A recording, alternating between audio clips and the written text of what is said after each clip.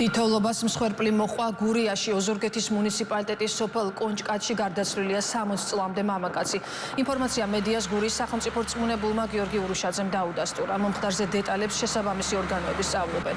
დიდთოვლობის გამო ოზურგეთის მუნიციპალიტეტში 4 დღეა ოზურგეთის მერია და ყველა შესაბამისი სამსახური საგანგებო რეჟიმში მუშაობს.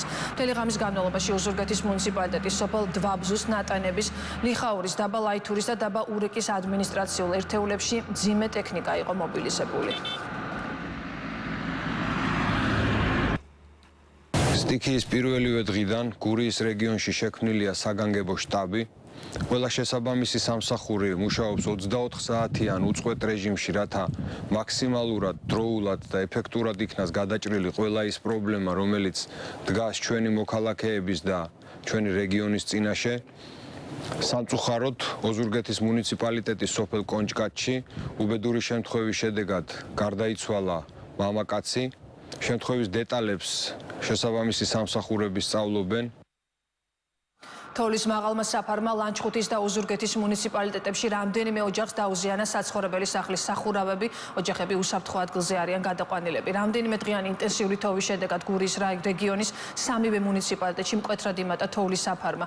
ნალექის დაწყების დღიდან მზადყოფნაშია მუნიციპალიტეტებში სპეციალური ტექნიკა, თუმცა რთული მეტეოროლოგიური პირობების გამო გაწმენდილი მონაკვეთები ხელახლა საჭიროებს გაწმენდას. დიდთოვლობის გამო რეგიონის მასშტაბით შეჩერდა სასწავლო სააღმზრდელო პროცესი სკოლებსა და ბაღებში. დიდთოვლობამ დააზიანა ელექტროგადამცემი ხაზები და გაზის მილსადენები. ენერგოპრო ჯორჯიას და სოკარ გაზ ჯორჯიას წარმომადგენლები ინტენსიურად მუშაობენ დაზიანებული მონაკვეთების აღდგენაზე.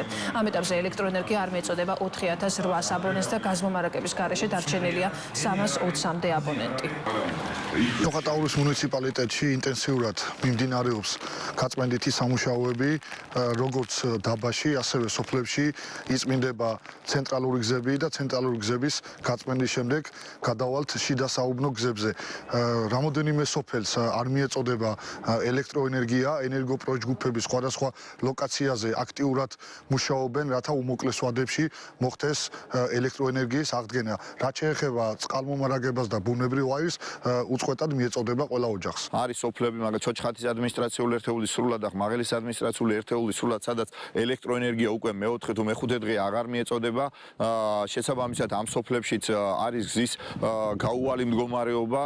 მუნიციპალიტეტის ძირითად სოფლებში მხოლოდ შესაძლებელია მხოლხა ტექნიკით მუშაობა, ადგილზე მობილიზებულია სხვადასხვა სახის ტექნიკა, მაგრამ ფიზიკურად მუშაობა ძალიან გართულებულია, ამიტომ არის სოფლები, რომ სადაც მისვლას ვერ ვახერხებთ. მუნიციპალიტეტში აქტიურად გრძელდება მუშაობა ყველა სამსახურის ჩართულობით და ვეცდებით, რომ ყველა ის გამოწვევა, რომელიც ჩვენი მოსახლეობის წინაშე დგას, დროულად იქნას აღმოფხვრილი. დიდთოვლობის გამო ოზურგეთის მუნიციპალიტეტში შექმნილ პრობლემებზე აქტიურად მუშაობთ. თოვლის საფარი ძალიან მაღალია, რაც ართულებს ტექნიკის გადაადგილებას. მაქსიმუმს ვაკეთებთ იმისთვის, რომ დროულად მოვახერხოთ პირველ რიგში ძირითად გზებზე ხელმისაწვდომობა, რომ მოსახლეობას კონდეს შესაძლებლობა გადაადგილების. მე მინდა უთხრა ჩვენ მოსახლეობას, რომ მიუხედავად იმისა, რომ შემდგომი 2 დღის განმავლობაში ამინდის პროგნოზში ისევ გვაჩვენებს, რომ უხვი ნალექვია მოსალოდნელი, მაქსიმუმს გავაკეთებთ იმისთვის, რომ დროულად აღვადგინოთ მოძრაობა და ხელმისაწვდომობა ყველა იმ სერვისზე, რომელიც ჩვენს მოსახლეობას ჭირდება.